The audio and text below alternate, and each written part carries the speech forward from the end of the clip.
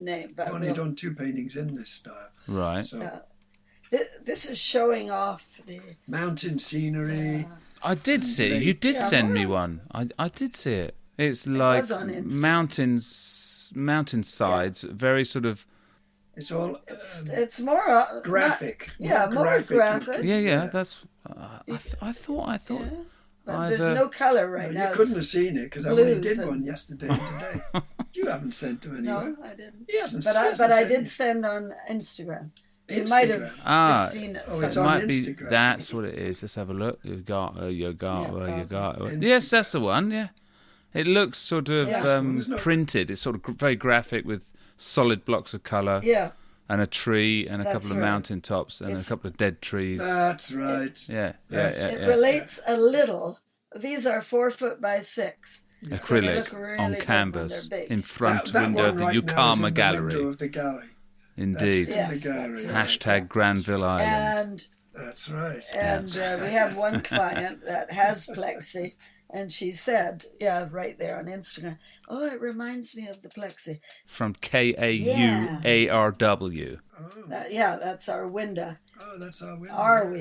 And she's just come out with a book, and she asked if she could have one of Paul's masks, which is quite abstracted. That's on the cover of the book. And Tala did the intro. Oh, that's right. Tala did the intro for her book. Oh, yeah. Yeah. So I didn't ask you much about why you found masks particularly fascinating, as opposed to, was it just visual or was it? In the case of the natives, of course, they're using the masks are relating to the animals' world, the spirit world. There is no real. There's nothing comparing that to the Venice masks. It's almost fantasy world, isn't it?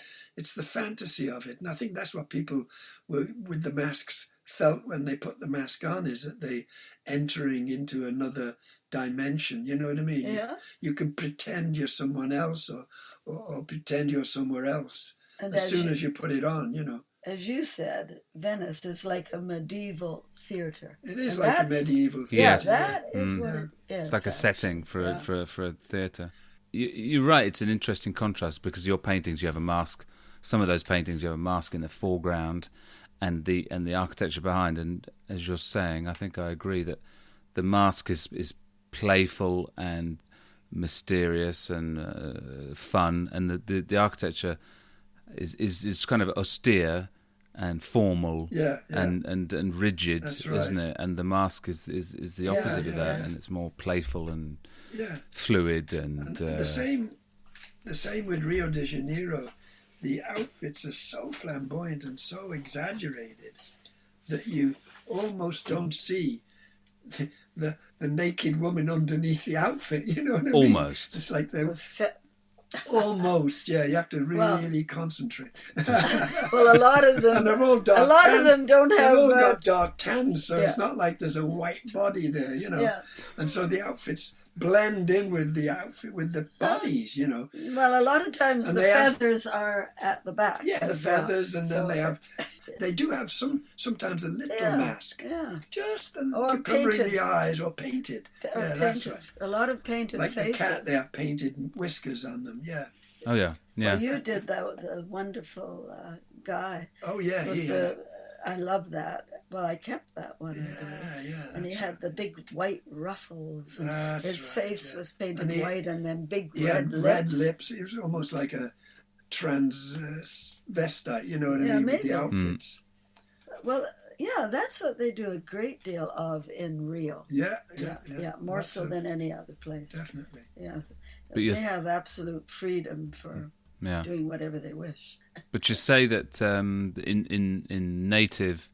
the native mask is a different. It's not religious, but it's more of a spiritual, ceremonial, maybe that sort of thing. There's a real meaning to it. The masks, they symbolize something very special. Some of them have a transformational mask where the mask itself opens up, and inside that mask is another mask. And a lot of these masks are not to be worn on their face. It's just they hold them in front of them, because these are big wooden carvings sometimes. So they're not masks that they wear on their head kind of thing, you know. Well, actually, everything's important with the natives. It is spiritual, and you have to be quite careful. Actually. Yeah, and they represent the animal world, a lot of them. You know, there's bear masks, eagle masks.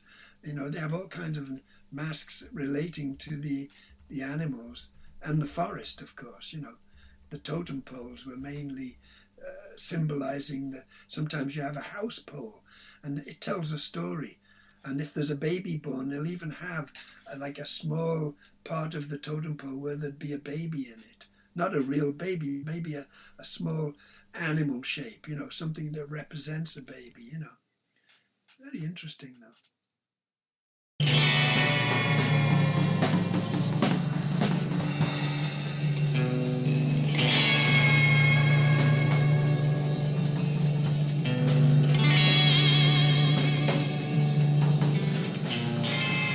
Thanks for listening to this episode of the podcast.